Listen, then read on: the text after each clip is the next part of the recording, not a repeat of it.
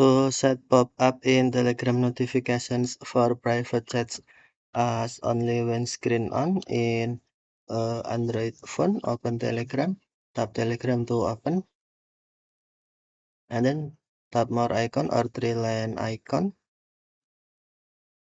Next, tap settings, and then tap notifications and sounds. Next, select private chats,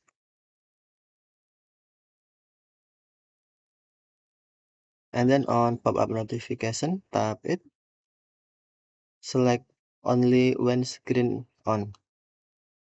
Now, pop-up notification set as only when screen on in Telegram for private chat notifications. Okay, thank you for watching. Have a nice day.